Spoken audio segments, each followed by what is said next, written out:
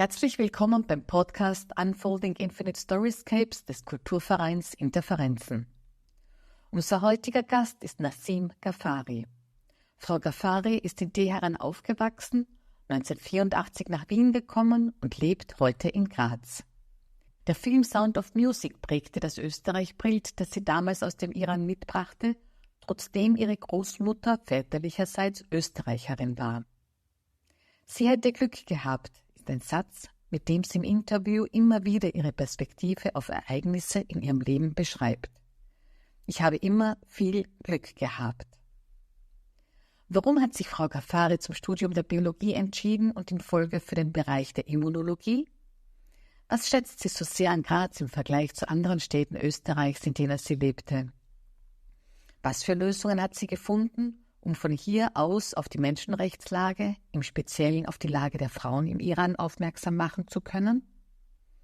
Warum beachtet Frau Ghaffari Frauennetzwerke auch in Österreich wichtig, wo sie aktiv in So Optimistinnen-Club International ist und im Herbst 2023 den Grazer Menschenrechtspreis für den Verein Woman Life Freedom überreicht bekommen hat? Hören Sie jetzt Renate Rogi-Kohlenbrat im Gespräch mit Nassim Ghaffari. Ich freue mich heute im Rahmen unseres Projektes Infinite Storyscapes Frau Dozentin Dr. Nassim Ghaffari begrüßen zu dürfen. Frau Ghaffari wurde im Iran geboren und arbeitet an der Med-Uni Graz als Forschungseinheitsleiterin im Bereich der Immunologie. Ein Thema, was uns alle direkt betrifft und wo ich schon sehr gespannt bin, was sie uns dazu Neues erzählen wird. Nassim, darf ich dich jetzt bitten, dass du dich kurz selbst vorstellst? Ja, hallo. Erstens mal vielen Dank für die Einladung. Wie du schon gesagt hast, ich bin Dozentin an der Medizinischen Uni in Graz. Ich bin auf der Immunologie, wobei mein Forschungsthema ein bisschen auf Immunologie überspannt, aber hauptsächlich bin ich in der Krebsforschung. Und ich arbeite seit 2008 an dieser Universität. Geboren bin ich in Teheran. Ich habe die Schule in Teheran abgeschlossen. 1984 bin ich dann nach Österreich gekommen, habe ein paar Monate in Wien gelebt und dann habe ich einen Studienplatz für Genetik und Biochemie in Salzburg bekommen, habe in Salzburg studiert. Das war eine wunderbare Zeit. Danach war ich als Postdoc kurz in Freiburg und dann in Innsbruck. Habe also auch einige Jahre in Innsbruck gelebt und dann habe ich eine weitere Postdoc-Stelle hier in Graz bekommen. Graz bzw. Steiermark hat mir am besten gefallen. Es war für mich das erste Mal das Gefühl, das ist eine Stadt für die Menschen, die hier leben. Und dann habe ich gewusst, ich bleibe hier. Und dann hatte ich auch Glück. Ich habe zuerst, wie gesagt, als Postdoc nur auf Projekten gearbeitet und dann hatte ich das Glück, dass ich damals am Institut für Pathophysiologie und Immunologie, wie das hieß damals, eine Stelle bekommen habe. Und dort habe ich dann angefangen mit Unterrichten, aber auch meine Forschungen zu machen. Und ja, das war wirklich ein großes Glück und dort bin ich auch geblieben. Inzwischen wurde der Name etwas geändert, aber alles andere ist mehr oder weniger gleich. Seit einigen Jahren sind wir auch im neuen tollen Campus in Stiftingtal. Und ich bin eigentlich wirklich sehr froh, hier an dieser Uni tätig zu sein. Wenn wir vielleicht zurückgehen in die Zeit, wo du noch in Teheran warst, was hat dich damals interessiert als Kind, als Jugendliche? Wusstest du schon, dass du in der Forschung, in der medizinischen Forschung landen wirst? Ein bisschen schon, also nicht Forschung in dem Sinn. Mich hat immer Naturwissenschaften, Biologie, auch Medizin wirklich sehr interessiert. Einfach dieses Natur verbunden war ich schon immer. Also ich hätte auch eine Biologin im klassischen Sinne sein können, aber das hat sich halt so mehr oder weniger so in diese Richtung gegeben. Aber ich habe auch in Teheran nach meinem Matura damals auch ein Semester studiert, aber das war nicht so einfach. Politisch war ich zwar nicht wirklich in Schwierigkeiten, aber die Situation war vor allem für die Frauen nicht besonders rosig. Und mein Vater hat uns Kindern, also meine Eltern beide, haben gefunden, sie schicken uns ins Ausland zu studieren und dann kommen wir irgendwann zurück. Die Situation hat sich aber nicht geändert, so sind wir geblieben und meine Eltern sind auch irgendwann dann nachgekommen und die haben dann gesehen, okay, man muss einfach ein neues Leben, anderes Leben beginnen. Und so habe ich dann nach dem Studium mich schon auf der Suche auch nach Arbeit gemacht und so bin ich auf der Uni geblieben. Also was anderes habe ich eigentlich nicht mehr gesucht, weil es mich einfach dieses Forschen dann sehr fasziniert hat und ich bin da geblieben. Und ich freue mich drauf, ja. Weil du deine Eltern erwähnt hast, haben die dich unterstützt so in diesem Bereich? Kommen sie vielleicht auch aus diesem Bereich? Oder war das für die Familie etwas Neues? Tatsächlich waren beide Eltern also die waren Angestellte. Das war vielleicht auch unser Glück, weil beide bei deutsch-iranischen Firmen tätig waren. Und irgendwie hatten wir eben auch einen Bezug zu Deutschland, Österreich. Also meine Großmutter war Österreicherin, deswegen haben wir schon so ein bisschen Bezug gehabt zu Österreich. Und durch die Arbeit meiner Eltern und ja, sie waren beide angestellt, eher so im kaufmännischen Bereich. Und eigentlich Naturwissenschaften war überhaupt kein Thema in unserer ganzen Familie. Ich bin da vielleicht wirklich irgendwie Ausnahme gewesen in dem Bereich. Ja, auf jeden Fall. Ja, und dann, wie gesagt, die Schule in Teheran war gut, die Universität weniger. Das war einfach nach dieser sogenannten Revolution, waren ja zuerst die Unis geschlossen. Viele sind weggegangen, viele wurden hingerichtet von den Dozenten auch. Also es war ziemlicher Chaos. Und ich habe dann ein Semester studiert, aber das war nicht so, wie soll man sagen, ja, war nicht so das Richtige für mich, um das vorsichtig auszudrücken. Und daher war die Entscheidung, dann ins Ausland zu gehen, wirklich klar damals. Und dass es dann Österreich geworden ist, war das auch jetzt aufgrund des familiären Hintergrundes? Ja. Weil der deutschsprachige Raum ist ja doch größer eigentlich. Ja, damals gab es zwei Möglichkeiten. Meine Tante war in Hamburg, auf meine Großmutter, die dann dort verstorben ist. Und mein Vater war aber einige Jahre, so während des Krieges, in Wien in die Schule gegangen, bei den Salesianern damals. Und ein Schulfreund von ihm war dann Professor für Genetik in Salzburg. Und wir haben ihn dann angeschrieben und er war wirklich sehr gleich, ja, sie soll kommen, schauen wir uns an. Und dann haben wir ihn besucht und er hat gesagt, ja, die bleibt da. Und hat wirklich mir geholfen, dass ich einen Studienplatz bekomme. Ich hatte das Glück, weil ich in Teheran schon die Uni Zugang hatte, war es relativ leicht, aber ohne seine Hilfe wäre es nicht so einfach gegangen, sage ich mal. Das war der Professor Chihak damals, leider auch schon verstorben, aber ich habe viel Glück gehabt, wirklich. Immer schon viel Glück gehabt, ja. Du hattest ja Vorinformationen zu Österreich. Warst du dann überrascht? Ja, das ist ein guter Punkt. Danke, dass du das ansprichst, weil ich glaube, das ist immer, wir haben alle unsere Klischees und Vorurteile, wenn wir ein Land nicht kennen. So bin ich sicher, dass man auch gegenüber Iran ganz viele Vorurteile oder Klischees Vorstellungen hat. Und bei mir war es so, ich hatte Österreich mir vorgestellt, ich weiß nicht, ob ihr den Film kennt, Sound of Music.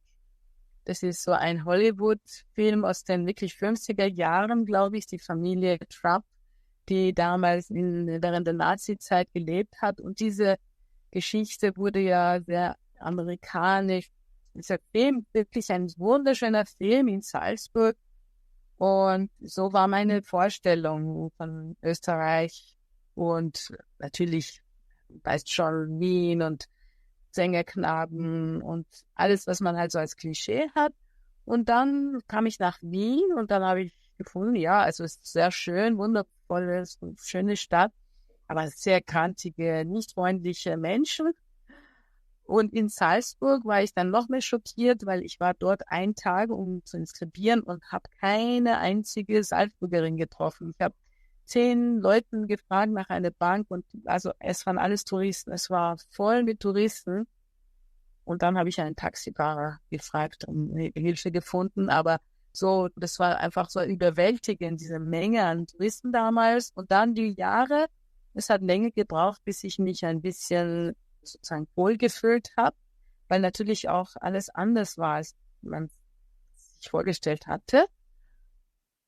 Und auch, du kommst doch aus einer anderen Kultur, selbst wenn mein Vater halb Österreicher und wir auch in Teheran nicht ganz so wie andere Iraner waren, war ich hier auch nicht wie die Österreicher natürlich und vieles war neu und anders. Ich habe zum Beispiel die Familie Cihak oft besucht, ohne anzumelden, weil das für mich klar war. Er hat mich eingeladen oder er hat mir geholfen und es ist meine Pflicht, jede Woche einmal oder alle 2 Wochen einmal vorbeizuschauen, Hallo sagen. Bis ich dann kapiert habe, das macht man hier nicht. Man kündigt sich an, man ruft an oder so. Aber die hatten sich inzwischen auch an mich gewöhnt. Und weil sie 5 Kinder hatten und ich war in dem Alter von dem Älteren, hat es auch nicht so gestört und sie waren immer schon eine offene Familie. Aber für mich war das damals, ja, selbstverständlich, wie viele andere Dinge, die ich anders gekannt habe und erst lernen musste, dass es hier anders ist. Du hast ja schon die Situation der Frauen im Iran angesprochen. Du bist engagiert in einem Verein, der die Menschenrechtsverletzungen im Iran zum Thema hat. Kannst du davon was erzählen? Ja, ihr wisst es sicher, im September 22 wurde ja diese junge Frau, Jina Mahsa Amini, einfach festgenommen, weil sie in den Augen der Sittenwächter nicht angemessen gekleidet war. Sie wurde dann in angeblich in so einen, wie soll man sagen, einen Raum geführt. Man wollte sie sozusagen belehren und sie ist dann in diesem Raum zusammengebrochen, ist ins Krankenhaus gekommen, ist dann verstorben an Folgen von vielleicht irgendwelchen, körperlichen Misshandlungen. Und dieser Tod hat sehr viel Unruhe oder Proteste mit sich gebracht, nicht nur in Iran, in allen größeren und auch kleineren Städten, sondern auch weltweit. Es war wie ein Tropfen in einem Fass und diese Proteste haben natürlich auch in Österreich stattgefunden und es war sehr wie soll man sagen, es hat sich selbst entwickelt einfach ohne viel Ankündigung. Und dann haben sich einige Grazer Iranerinnen zusammengetan, also Männer wie Frauen, die gesagt haben, so, wir müssen was tun, wir können nicht einfach ruhig bleiben. Und dieser Verein wurde aus diesem Anlass auch gegründet, um eben, das war ja nicht Mahsa, es sind allein, sondern es sind dann viele junge Menschen, aber auch ältere, auf die Straße gegangen und haben protestiert, nach Menschenrechten gerufen und es war leider so, dass diese Proteste wurden niedergeschlagen, viele Tote, viele wurden gefangen, wie man gehört hat, auch viele dann hingerichtet. Die Proteste waren am Anfang sehr stark. Wir haben uns dann auch formiert und einige Protestaktionen gemacht. Aber offensichtlich wurde das wieder eingedämmt. Wobei ich glaube, das ist nur eine Situation, die jetzt gerade ist nur eine Frage der Zeit, wann das wieder sozusagen entflammt. Und wir haben halt gefunden, wir wollen einfach diesen Menschen, Frauen wie Männern, nicht nur Frauen, eine Stimme sein. Wir haben einfach diese Frauenleben Freiheit oder Women Life Freedom als Name genommen, weil das einfach so weil es so eine Bewegung ist, die mit diesem Namen sich identifiziert. Und so sind wir dabei geblieben. Und jetzt feiern wir gerade einjähriges Bestehen und möchten auf jeden Fall nicht still sein. Natürlich sind Kundgebungen jetzt weniger geworden, weil auch im Lande selbst eher ruhig geworden ist. Aber das ist Ruhe sozusagen, es ist einfach nur eine momentane Ruhe, glaube ich, weil einfach zu viele die Menschenrechte zu sehr missachtet werden und die Stimmen der Menschen werden nicht gehört. Und da können wir als hier lebende Iraner nicht einfach still sein. Und ich unterstütze das natürlich sehr gerne, so ich kann. Bist du da auch direkt in Kontakt mit Frauen in Teheran oder im Iran? Direkt nein. Indirekt schon, aber nicht direkt. Meine Familie, wenn ich dich am Anfang richtig verstanden habe, lebt ja nicht mehr in Teheran. Ja, meine Geschwister, also ich habe 2 Geschwister, die leben auch schon nicht mehr in Iran, auch deren Familie. Meine Mutter lebt auch nicht mehr in Iran und mein Vater ist verstorben. Und auch Cousinen, Cousins, also Freunde, Freundinnen, die meisten sind auch schon im Ausland. Es sind, man schätzt etwa 8 Millionen Iraner, die eigentlich großteils, würde ich sagen, wenn nicht alle, das Land verlassen haben, weil einfach das Leben in Iran unter dieser Regierung nicht gut möglich war, sagen wir so. Wenn du jetzt aus deiner Perspektive die Situation der Frauen in Österreich beschreibst, wie empfindest du das? Also global gesehen glaube ich schon, dass es uns sehr gut geht. Dennoch ist es speziell im Forschungsbereich oder an den Universitäten ist so diese sogenannte gläserne Decke schon nach wie vor da. Männer allgemein gehen vieles vielleicht viel leichter an. Wir Frauen neigen oft dazu, etwas perfekt machen zu wollen und selber vielleicht gegenüber sehr kritisch auftreten. Und das ist etwas, woran wir sicher immer arbeiten müssen und sollen. Ich würde aber sagen, also Frauen vor 100 Jahren haben sehr viel gekämpft, dass wir jetzt da sind, wo wir sind. Und das müssen wir sehr wertschätzen und hochhalten. Aber wir können nicht einfach uns zurücklehnen und sagen, alles ist gut. Nein, es ist ein steter Kampf und wir können keine totale Gleichstellung haben, weil einfach Männer und Frauen unterschiedlich sind.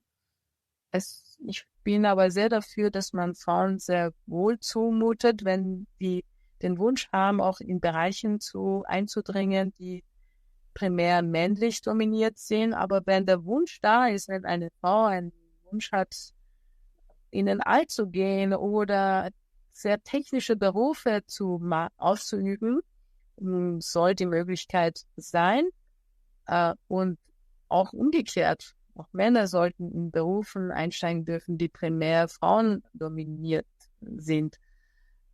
Aber man soll nicht diese totale 50-50 anstreben, weil das einfach in meinen Augen nicht funktioniert. Schon anatomisch bedingt und auch hormonell, viele biologische Dinge, die uns einfach nicht gleich machen. Ja, das ist auch ist zu respektieren. Wenn viele Frauen sagen, nein, ich will das nicht, aber auch die das wollen, sollen es können. So finde ich. Und ich finde, dass Österreich eigentlich einen guten Schnitt oben ist, was das betrifft. Natürlich rede ich jetzt von einem elitären Schicht, muss man auch sagen. Ich kann nicht für Frauen reden, die es noch sehr schwierig haben, vielleicht Berufe haben, wo sie finanziell vor allem nicht so gut situiert sind. Da gibt es sicher noch viel Handlungsbedarf. Aber ich denke, das ist auf jeden Fall global gesehen im oberen Bereich, würde ich so einschätzen. Ich hoffe, ich bin nicht falsch. Nasim, wie wichtig sind dir Frauennetzwerke? Du bist ja schon seit längerer Zeit in verschiedenen Netzwerken mit dabei. Danke für die Frage. Ich finde das Netzwerken in jeder Hinsicht wichtig.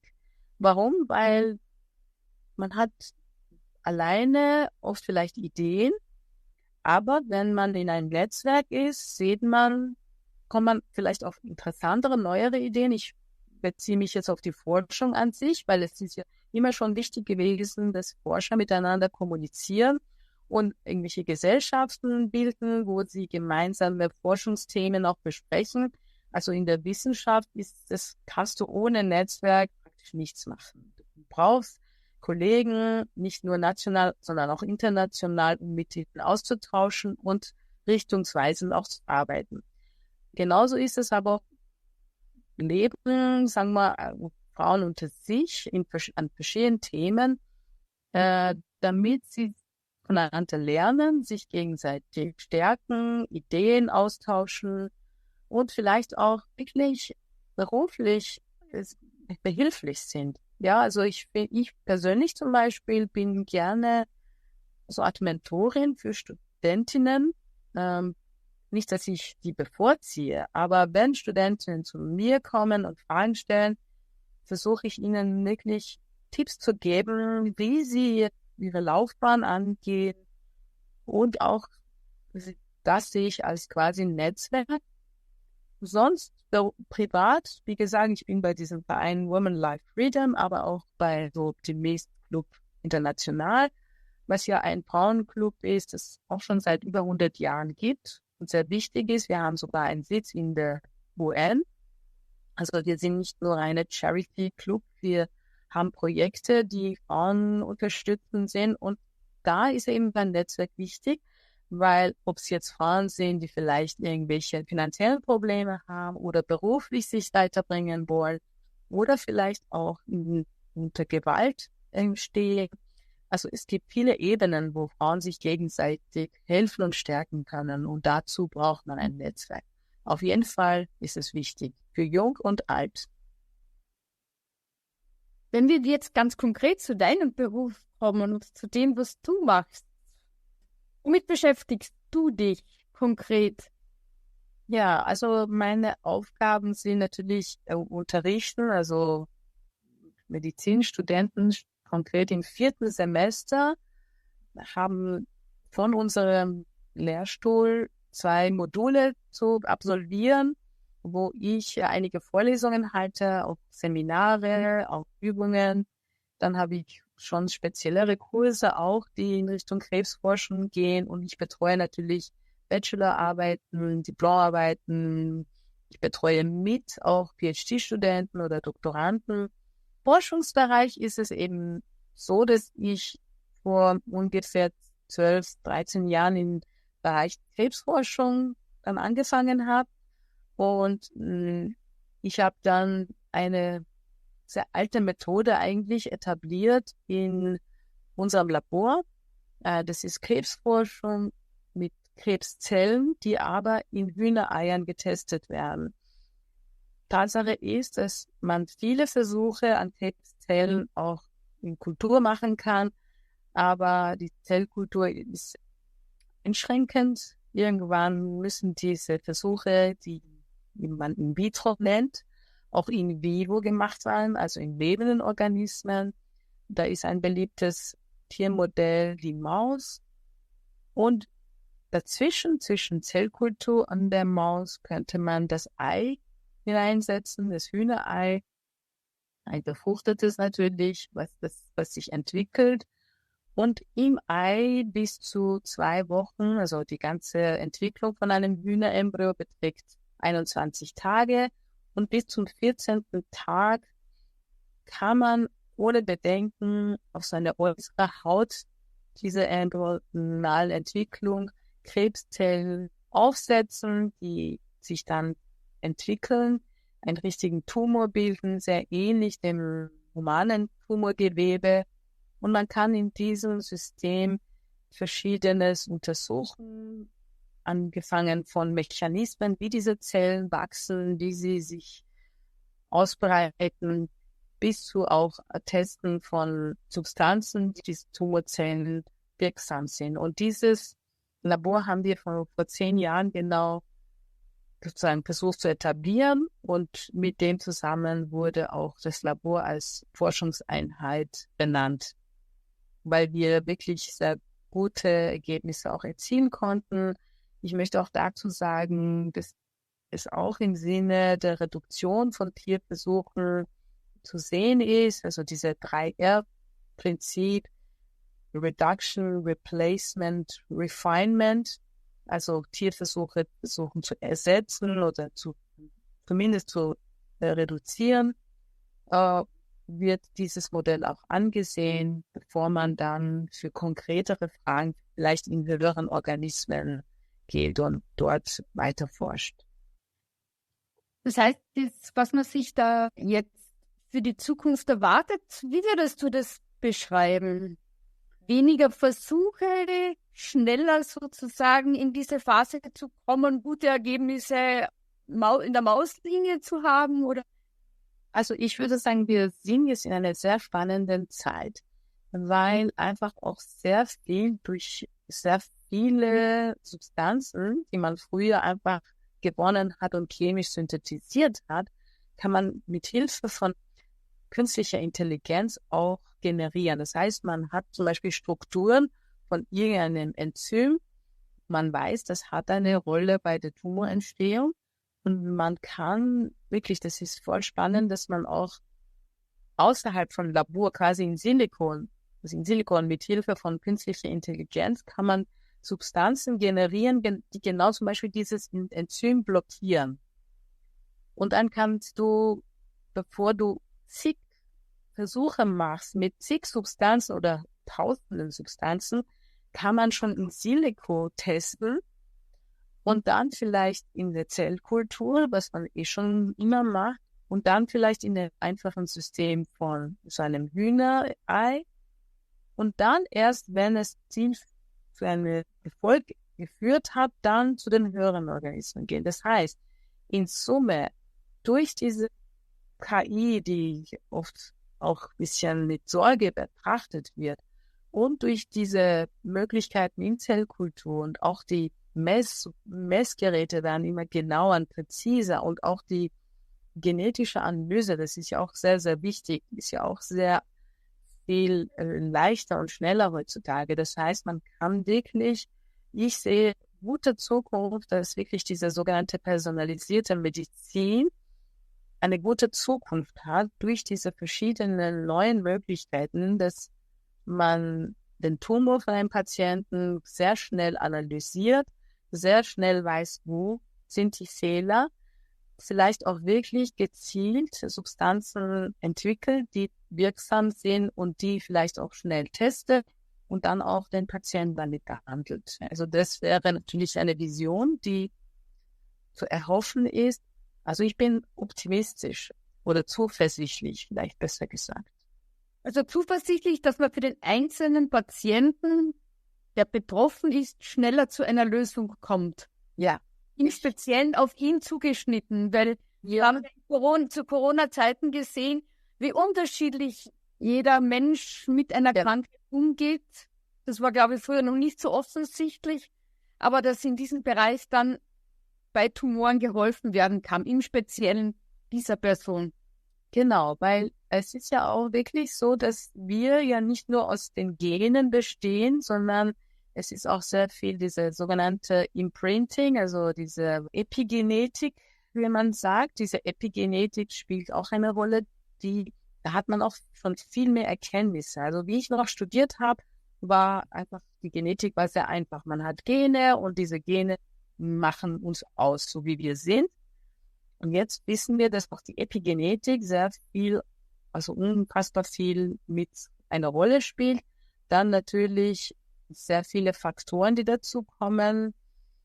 Also jedes Individuum ist ein Individuum. Und nur durch Forschung, durch Erkenntnisse können wir ein bisschen näher rankommen an den Unterschieden. Und so weiß man eigentlich schon immer aus der Pharmakologie, dass eine Substanz auf eine Person wirkt, auf eine andere nicht. Nur hat man nicht gewusst, warum das so ist. Man hat gemeint, ja, der hat halt diese Rezeptoren vielleicht weniger ausgeprägt.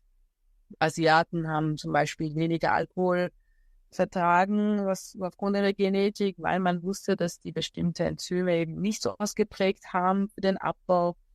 Das war einfach. Aber jetzt weiß man, dass es viel komplizierter ist, das Ganze. Aber je mehr man Wissen hat, desto besser kann man dann auch in diese Richtung personalisierte Medizin auch arbeiten. Jetzt eine ganz persönliche Frage vielleicht noch zum Abschluss. Was wünschst du dir eigentlich für die Zukunft in der Region, in Graz, da wo du lebst? Was wünschst du dir? Ja, ich habe jetzt oft darüber nachgedacht. Wie gesagt, wie ich in die Steiermark gekommen bin, habe ich mich hier sehr wohl gefühlt, weil auch vieles hier noch so urig war. Und ich würde mir wünschen, dass die Menschen hier dieses Bewusstsein behalten welche wunderbaren Regionen sie leben und versuchen das auch zu erhalten. Also ich habe teilweise mit Sorge gesehen, wie so Zentren hier und dort entstanden sind und auch wie vielleicht teilweise sorglos so Dinge gebaut wurden, damit es der Region besser geht. Und mit Freude sehe ich aber, ich habe 2 Kinder, die schon Erwachsene sind, 19 und 21. Und ich sehe, wie sie eigentlich, wenn ich mit denen rede, wie sie besser manche Dinge reflektieren. Man glaubt immer, junge Leute haben keine Ahnung oder so. Das würde ich nicht sagen. Sie, hoffe ich, dass diese Generation alles viel sachter angeht und wir müssen nicht immer besser werden und die Zahlen müssen immer steigen und so, sondern wir müssen die Ressourcen, die wir haben, schätzen und versuchen, diese zu behalten, aber schon mit einem Blick auch fortschrittlich zu denken, aber nicht um jeden Preis. Und das ist mein Wunsch, dass die wunderbare Region oder Österreich an sich, aber Steiermark für mich speziell, dass sie diese Ressourcen schätzen und beibehalten. Die Natur soll so bleiben. Also wie gesagt, ich bin ja im Herzen Biologin und es tut mir leid, wenn dann irgendwelche Naturreservate dann irgendwie Platz machen müssen, damit es uns besser geht, dabei vieles eigentlich drauf geht. Also das wünsche ich mir, dass das erhalten bleibt und das Bewusstsein auch, das ist, finde ich, auch wichtig. Nassim, recht herzlichen Dank für das Gespräch und ich freue mich, zukünftig wieder mal was von dir zu hören. Danke. Ich danke euch und wünsche euch und auch allen Frauen und auch Männern in der Steiermark das Allerbeste, dass es weiterhin eine lebenswerte Region bleibt. Vielen Dank. Sie hörten Renate Rogi-Kullenpratt im Gespräch mit Nassim Ghaffari im Podcast Unfolding Infinite Storyscapes des Kulturvereins Interferenzen.